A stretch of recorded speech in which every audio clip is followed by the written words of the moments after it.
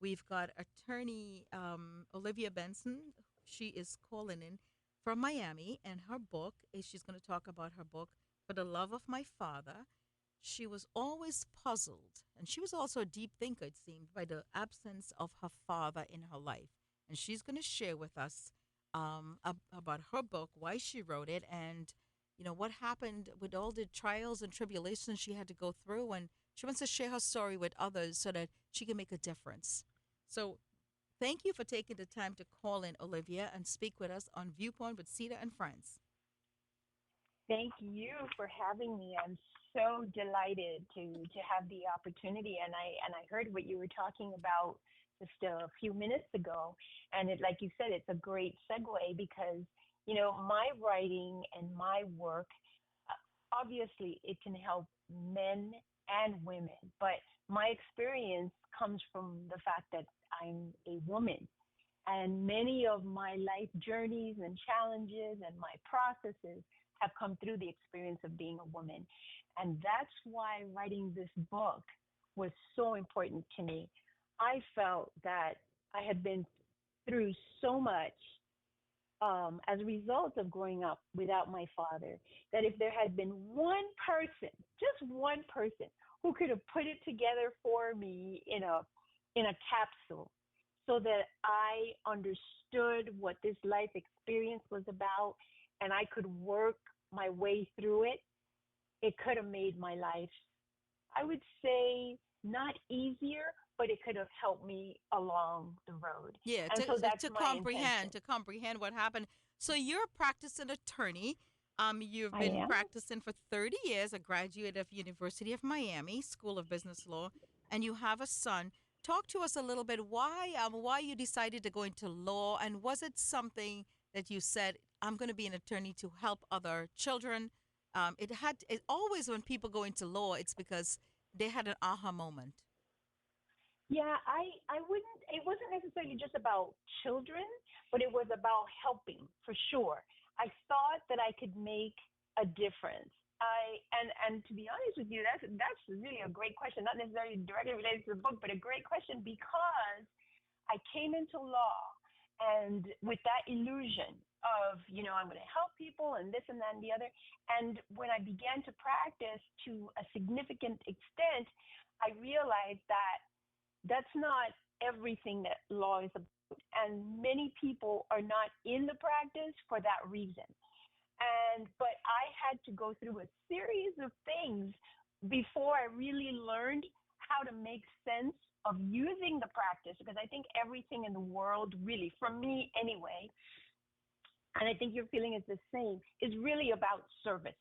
What you come to do for the world and what you come to give. The gifts, the talents, the skills, the abilities that you have on how you come to help the world. So I got in and I was prepared for service. But as some of you might know, the practice of law doesn't always work that way. Sometimes people are very focused on money, and there's nothing wrong with that. But, you got to make a living and so on. But I think there's a balance. And so it took me a while to find a balance between my desire to give and serve and my desire to make a good living. Right. And so as a child, you were always puzzled Yes, by the absence of your father. Talk to our right. listeners a little bit. When you decided to write the book, it must have been gut wrenching. You had to sit down Oh, sit down and lots of tears, I bet, because it's hard knowing he's alive, but he's not there. yeah. I mean, I think, and I think in the book I say, like my life was a bowl of spaghetti. There was so many things going on and so many thoughts, and there had been tears over the years many times. I think maybe someone can relate to this. When I got divorced, I was married very young, and I got divorced. And I called my dad out of nowhere because I wasn't in regular communication with him.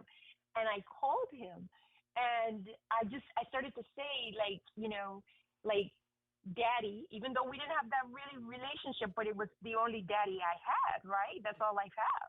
So I kind of called him and I said it. And the next thing that happened was that I started bawling. I was bawling on the phone. And the most amazing thing happened. My father could not say a single word. He did not say he didn't hang up, which I always give him credit for, right? But Yes. he had nothing that he could say to me. And at the end, the story's in the book. And at the end of the conversation, what he did do, he said, I'm going to send you $500, which he did do, which was, I say, in terms of, how men relate, and particularly men of his time, he might not have had words, right? But the thing that he could do was to send me $500. And so that is just one story of tears and heartache and pain. And it was years of that process in order to be able to sit down one day and say, you know what? I am healed enough. I am well enough that I can put this down on paper with the intention that someone else can have this before they have to suffer in the way that I did. Yeah. That's the intention. Right. And you wrote this book to help people to heal themselves spiritually, emotionally. It's like a path. You're giving them a path. Talk to our listeners on Exactly. Viewpoint with Sita and Friends about the healing process and how faith and forgiveness helped you to move forward, because you were really stuck in that bottomless pit. Your Yes. soul had holes in it that needed to be, like we were just Yes. talking about, stitched back together. Yes, they absolutely, it needed to be put back together. I always say you fill the holes in your soul and you can fill it with love and the love of God that kind of comes through you once you get to a certain point. And the word that you said that is the key word, and I know it's a hard word for many, many people because there's been so much pain and so much damage in many of these circumstances, but forgiveness. There's a whole chapter in the book, and the title of the chapter is Forgiveness, a pill to take like your life depends on it. Because the minute, I mean, there will be no answers and no explanation to what this particular human being did by being absent in your life or by mistreating you or any number of things that could have happened in your relationship with your father. There will be nothing that will justify it. But the day will come that if you really want to heal yourself so that your life can be better, that you are willing to release all of the negative energy, all of the negative experiences that that person created, you release it so that you are now clear. You're a bag, or I call it a bag of energy, but your energy is light. And now everything that you could be can begin to shine through. And as much as we want to be mad at them, the only person that can make us better is us by doing that. So this is Allie. Hi. I was Hi. thinking through. Was there? Did he ever talk to you long enough to give you a reason why he made himself absent? That's such great questions. He did not. First of all, I don't think, and that this is another thing I speak about in the book a lot, and that's compassion. Because many, and this is primarily also a lot of people of a prior generation, a lot of them, these particular kinds of men, they're just kind of going through life and they don't really understand the impact of what they are doing. And the only thing that my father said to me once, because I kept asking him, and every time I would ask him, he would sort of have excuses and he would be very defensive. But one thing he told me that I can, take with me for the rest of my life, he said, when your mother and I separated, I ran away from her. But I didn't realize that in running away from her, I was also running away from my children. Yes. This And is many years yes, later. that is so profound, because Ali is even shaking her head here, little Yeah. Ali. That a lot of men do that. I think they want to punish the woman, but they end up punishing the children. um you Absolutely. know, and so Absolutely. your book, you've got a lot of characters, and it's your life, it's true. Yes. And your mom played a great role in your book, in that she moved to New York City, Yes. then she went back home and she got married, Yes. and he came up here, but then it didn't work. So Yes. does what did your mom say when you were writing the book, and how did she feel about this whole situation with him trying but then leaving again? Yeah.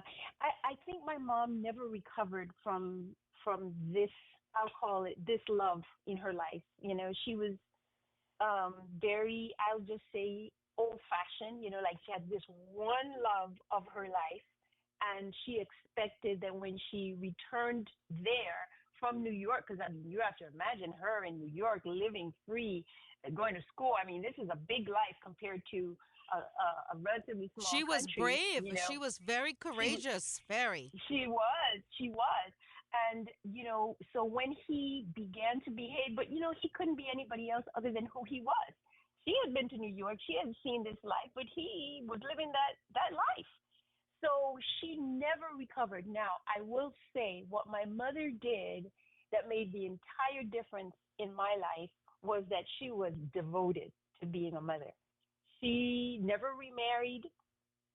She studied and she eventually got a doctorate degree.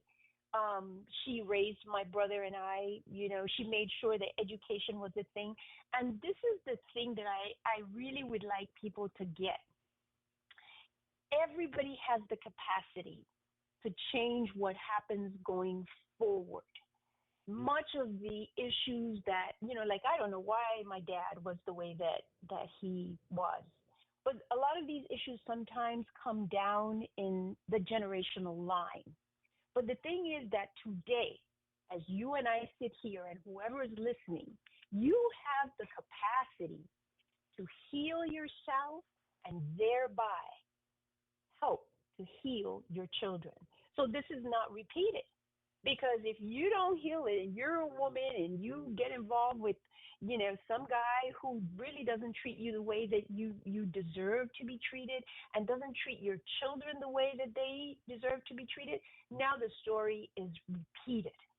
Yeah, This is so why it's somebody important. has to break that cycle, and I think everything comes down to communication Yes. and education, Mhm. right? Because Yes. we all see that children need guidance from both mother and Mhm. father, and a father's presence in a child's life is like a backbone for Yes. development, additional security, for skills. It's a fundamental role model as well as a mom. But if Yes. people could sit down when they split up and say, this is what we have to do for the betterment of the child, it makes a Yes. difference. But your story is like a movie, because he was not in the same country. He had moved overseas. And so now you have to get money to buy a plane ticket to come see your child, or you would have to go there. It was Yes. complicated. So it's good in a way that you were able to forgive him through such heart wrenching memories that you have. So Yes. talk to our listeners a little bit about you know, the self esteem issues, the lack of Mm. learning life skills from him, the lack of getting Yes. a hug from him. All those Yes. things had an impact on you. Absolutely. I There's a part in the book where I say it's like, you know, like you have a computer and your memory banks are absent information in the computer memory banks. We're supposed to have information that daddy has provided, information. One of the big things that I talk about often is information about choosing. I also speak about having a broken picker, right? If you don't have the right information in your data banks, when it comes time to picking, right? The man in your life, your mate, you're just completely off because the message that you have gotten is, well, one of them I would say was, you know, you're not important, right? If he's not showing up, if I'm not seeing him, if he's running away from me, if he doesn't have a good word to give, if he's not seeing me and saying, "Oh, this is my daughter," blah blah blah blah blah, clearly I am not important. So my sense of worth and my self esteem is kind of up in the air. Now I was fortunate because my mom was there and I had other family members, but in terms of that information that's supposed to go in that area of the computer, it was blank. And I say also in the book, it was blank. And what you do is you reproduce blank. So now you choose a guy who's absent, right? He could be physically present, but in essence, he's absent Right. And, because and and so many people have that. I mean, we hear often about people who are anxious and depressed and going through so much emotional turmoils in their homes, and the father is there, the mother is there, but they're not really there. They're physically in the yes, house, but not mentally or emotionally there. correct, correct. There's different kinds of absence. Obviously, my story is he's not there at all, right? Physically, emotionally, no way. There are other circumstances where you have, he's there, but it's kind of like a torture because he's kind of there, but he's not interacting with you. And sometimes that can be even more difficult, or he's interacting negatively with you so that he's making what I call deposits into your bank account with bad information. That's even worse in some circumstances. Yeah, So we, I think the absence of a father as well, it doesn't end in childhood. It extends itself to beyond childhood, shaping the interpersonal relationships you have with people going forward as well. yes, and that's interesting because it's not just your mate, but it can shape how you deal with all men, right? For example, if you believe this is how men are, and you haven't explored that, and you haven't cleaned up, right? You haven't cleaned up the situation. Now it's not just your daddy; it's all men, right? All men are this, or all men are that, which is not true at all. Even though we tend to generalize, it's not true. But because you've taken daddy, that imprint of that person who brought you into the world, and now you kind of spread it across. And until you do your cleanup work, until you are clear of all that weight, you really don't see the world. I say it's like walking around with a patch on your eyes because you're only seeing half the picture because you've been so affected by your experiences. Right. And I have to, for our listeners who are tuning in, we're speaking with attorney and author Olivia Benson. She's calling in from Miami, Florida to talk about her book, For the Love of My Father. And Olivia also wrote a second book. It's called A Spiritual Guide for Women Healing from the Absence of a Father in the Age of Spiritual Evolution. Now, I would just want to say, by speaking to you, I think you probably have to write another book about the different forms of an absent father, because Yeah. it looks like they are there but they're not there, um Yes. because Yes. you understand what happened with you, and if you didn't have that village of your mom and Yes. her friends and the people, and I think it's cultural as well, yeah, because Yes. you're Hispanic and I'm Indian, and we see that a lot. But I was going to say that oftentimes people's life experience comes into play on their job, right? So Yes. how, when you see people in your practice, I bet the first thing you think sometimes is, let me look at the circumstances, how these people were raised, because that has a lot to Mhm. do with people's life economically, financially, emotionally, the Mhm. stability. If you Mhm. didn't have a proper foundation, it Mhm. hampers everything in life. Absolutely. Sometimes you can look at someone, and fortunately for me, I've gotten to the place in my life where I can look at someone and, their, let's call it in quotations, their bad behavior. You can see that it's something that's happened to them. That doesn't mean that you don't have to respond as you have to respond, but it's not just something off the top. It's like you said, it's a family issue, a relationship. It's something in foundationally about them has caused them to have this kind of behavior. And I love that you mentioned the second book. The name of my second book is, it was really the first. It's called Answers from Within, and it's a spiritual guide for finding answers to work life issues. The second edition is coming out shortly. This first book is For the Love of My Father, and this one is a spiritual guide for healing um, issues related to the absence of a father. So, and both books are available on Amazon. They're also available on my website, Olivia S. Benson. And of course, I'm on Facebook, Instagram, all the different things that are out there, just with my message, because I'm dedicated. I know I can help somebody go through this process better than I did. Okay, we have a guest in our studio today, and she's nodding her head pretty much with everything you're saying, and she's got a question. Hi, Yes. Alexandra here. So, what is a practitioner of New Thought and metaphysics? Well, okay. So it's interesting because I have my simple definition of metaphysics is just that we look at things beyond physical appearances. The word itself, meta, beyond, and then physics, beyond the physical. So that's what we're talking about when we say metaphysics.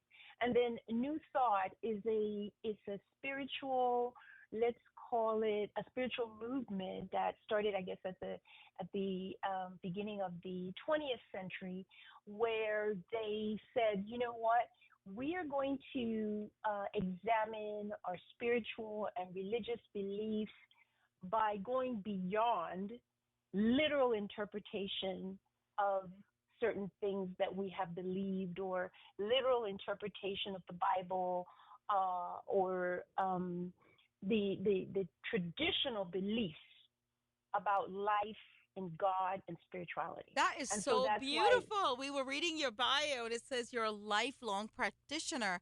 That is so Mm, that's so cool that somebody could explain that to us, right? Because in addition to being an attorney, in addition to writing, you also find time for faith. So how yes. did faith play into your life? What role did it play to Oh, help you to heal from not having your father in your life to tuck you in at night, to come to your baseball or games, or dance or twirling or whatever you did. We have yeah. 2 minutes left. Yeah. And there must have Right. been a lot of things, a lot of effects um, of his Mhm. absence that played on you at night when you went to bed. Listen, I can only say this. I have this thing that I say to myself. I only breathe because God breathes in me. I only exist because God exists in me. Faith is everything. And if whoever has an opportunity to read this book or Answers from Within, the second edition will be out shortly, will see the stories. Like, God has always sort of come out and held me up, even in the worst of circumstances, even of my dad, even growing up as a girl, where, some women can grow up, or a girl can grow up and think my dad's going to come to save me, or somebody, I say, coming down from the hills to save me. Growing up knowing that nobody is coming down from the hills to save me, but knowing that God would Right. every single Right. time. And one And of the so things we faith have is we have everything. Olivia, we have 1 minute left, and one of the things I admire about you is a lot of people who don't have a father figure, they have to deal with academic struggles and all that, but you didn't, by the grace of God. And I know in your practice you see a lot of girls, who, women are supposed to take care of children. We have a big thing in our country right now with a woman's right to choose, but you see a Right. lot going on with the men who are in prison and who cannot be there Uh-huh. for their children. And that would be a show we'd like to do with you later on. So, really Uh-huh. quickly, in 30 seconds or less, if you could tell us some of the effects you've seen with a father not being in the home because he's in prison or jail or locked up. Uh-huh. I mean, Uh-huh. that must be pretty difficult as well as an attorney seeing that and knowing what you went through. Yeah, the thing is that, if you are in jail, there might be somebody listening right now. I said this and I think I posted it on some website. I would have rather to know that my father fought for me and fought to be in my life, even if he lost, than to know that he never even tried. Now, your kid at home, if you're locked up in jail, might be going through some pains and some pangs of distress. But at the end of the day, if that child makes it, what's going to make them stronger and have some sense of self is to know that daddy cared enough to keep fighting and to keep being present and to make those calls from jail and to try to have those visits. But to grow up and to know that he never even tried, that's debilitating. That's debilitating. You are so correct. We always say that, if you have faith, friends, food, finances, and family, you're good to go. And boy, your book is about add one more to that, forgiveness. That's right. And Yes. tell Ellen, we'll take it away from here. Tell us where we can find a book, and then she'll take it away from here. Okay. Well, again, the book is available on Amazon.